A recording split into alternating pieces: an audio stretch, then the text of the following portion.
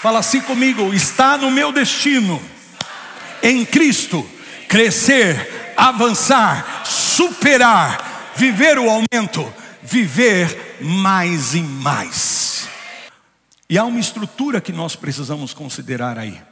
E eu quero que você coloque toda a tua atenção nesta palavra em nome de Jesus. Porque eu estou falando de uma estrutura, olhem para mim por favor, uma estrutura que se sobrepõe à estrutura natural das nossas vidas. Uma estrutura que se sobrepõe, que tem maior influência do que a estrutura física e natural das nossas vidas. O que eu quero dizer com isso é aquilo que a palavra de Deus menciona em Hebreus capítulo 11, versículo 3. Quando o autor declara: pela fé entendemos, pela fé reconhecemos, não estivemos lá, não vimos, mas acreditamos nisso, consideramos isso, prestamos atenção nisso, temos isso muito claro diante de nós. Ou seja, isto é parte da estrutura do nosso entendimento. Esta é a nossa mentalidade. Ou seja, que mentalidade? O autor diz que o universo foi formado pela palavra de Deus. Aleluia. Amém? A palavra de Deus trouxe à existência o universo. Formou, estabeleceu o universo.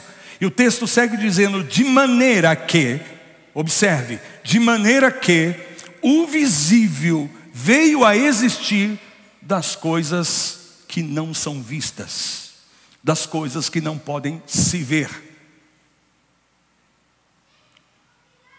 Pare e preste atenção nisso. Tudo que foi criado no mundo físico veio à existência pela palavra de Deus. E o que trouxe a evidência foi a palavra. Mas a palavra manifestou do invisível aquilo que agora nós podemos ver. Uau! Então o Senhor está falando na sua palavra, e todas as escrituras você vai observar isso, que existe uma realidade espiritual que se sobrepõe à realidade natural, física das nossas vidas. Que o mundo natural, o reino físico, foi criado a partir do reino invisível. Quer dizer que não somente o que existe que pode ser visto, primeiro existe no ambiente espiritual, como também, segundo, o que é visto tem o seu paralelo no mundo espiritual. Quer dizer que o que eu vejo no mundo físico é uma mostra da condição espiritual.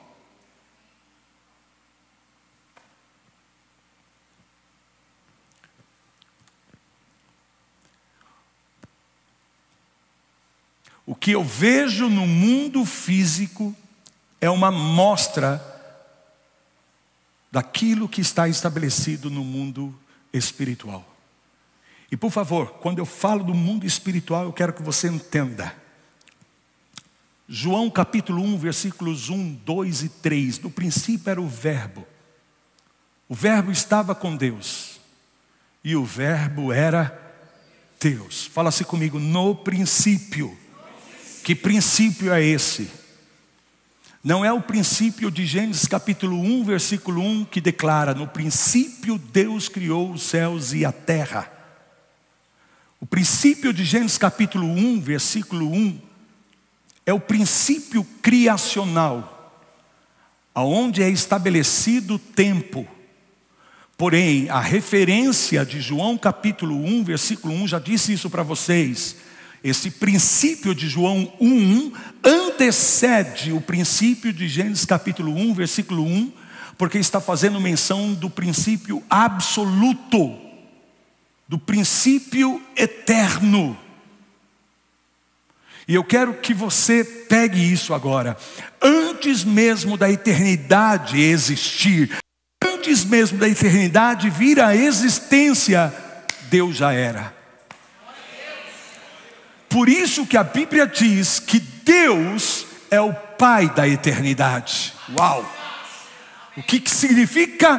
Que Deus gerou a eternidade, que a eternidade nasceu de Deus. Veja, Deus não está na eternidade, a eternidade nasceu de Deus.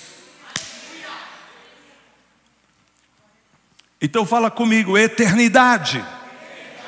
Vamos voltar aqui por favor, João capítulo 1, põe o versículo 2 agora. Versículo 2, ele estava no princípio, está falando do verbo. Sabemos que o verbo é Jesus, a palavra encarnada. Princípio com Deus, ele estava onde?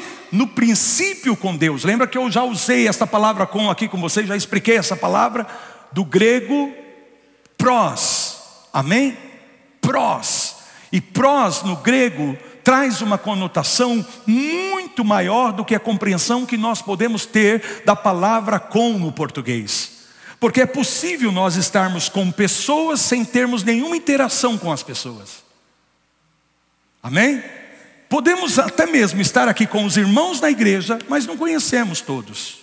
Tem algumas pessoas que a gente nem conhece. E podemos dizer nessa noite que nós estamos aqui com, sim ou não?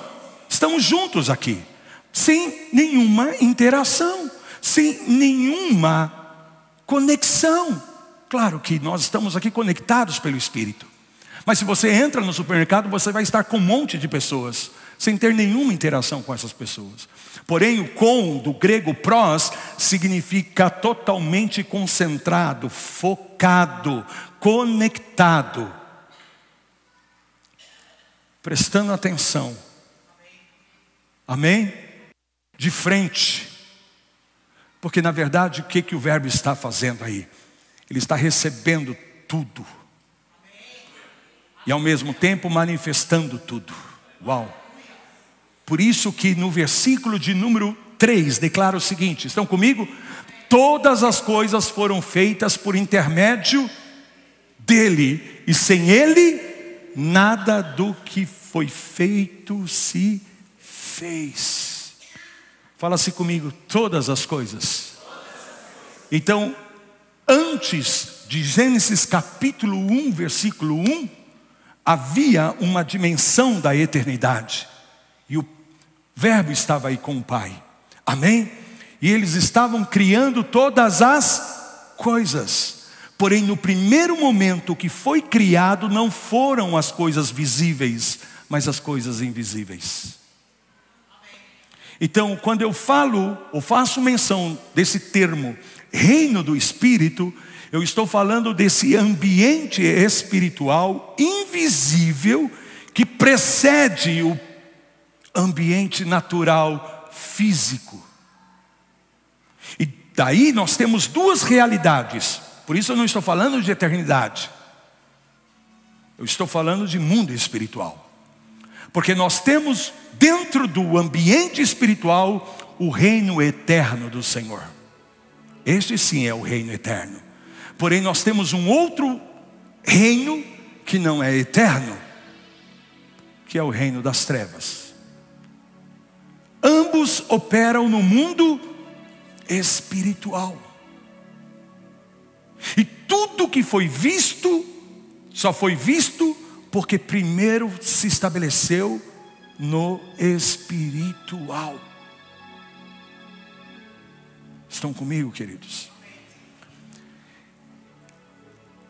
Então, a maior influência não é o natural. A maior influência é de caráter espiritual. Por isso, para você operar no reino de Deus, que é o reino eterno, você precisa nascer de novo.